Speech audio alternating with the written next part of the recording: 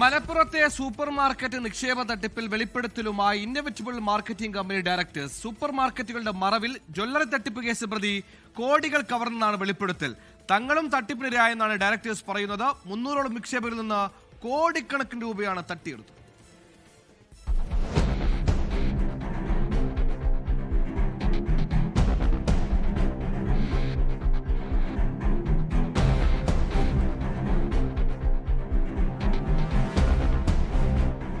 ഇന്നോവേറ്റബിൾ എന്ന മാർക്കറ്റിംഗ് കമ്പനിക്ക് കീഴിൽ സൂപ്പർ മാർക്കറ്റുകൾ ആരംഭിക്കുക എന്ന പേരിൽ നൂറുകണക്കിന് ആളുകളിൽ നിന്നായി കോടികളാണ് നിക്ഷേപമായി സ്വീകരിച്ചത്.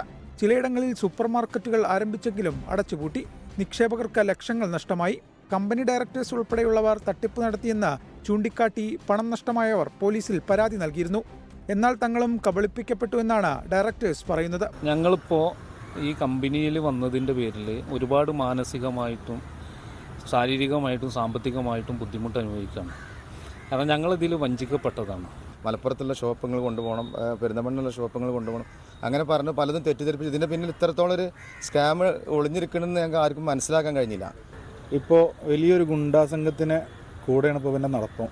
അപ്പോൾ ഞങ്ങളന്ന് കുറച്ച് പേര് പോയ സമയത്ത് ഇവൻ്റെ ഗുണ്ടകൾ വന്ന് ആക്രമിക്കുകയും ഞങ്ങളെ ഭീഷണിപ്പെടുത്തുകയും ചെയ്തു. ജ്വല്ലറി തട്ടിപ്പ് കേസിൽ പ്രതിയായ താനൂർ ഏഴൂർ സ്വദേശി ജയചന്ദ്രനാണ് തട്ടിപ്പിന് പിന്നിലെന്ന് ഡയറക്ടേഴ്സ് പറയുന്നു. ഇയാൾക്കെതിരെ പോലീസ് കേസെടുത്തിട്ടുണ്ട്. ജയചന്ദ്രനെതിരെ മുഖ്യമന്ത്രിക്കും മനുഷ്യാവകാശ കമ്മീഷനും ഉൾപ്പെടെ ഡയറക്ടേഴ്സും നിക്ഷേപകരും പരാതി നൽകിയിട്ടുണ്ട്. 24 മലപ്പുറം. ലോകത്തെവിടെയായാലും ഏത് സമയത്തും 24 വാർത്തകളും ഓഗ്മെന്റഡ് റിയാലിറ്റി പാക്കേജുകളും എക്സ്പ്ലെയിനറുകളും വിശദമായി കാണാൻ ഞങ്ങളുടെ യൂട്യൂബ് ചാനൽ നിങ്ങൾക്ക് സബ്സ്ക്രൈബ് ചെയ്യാം.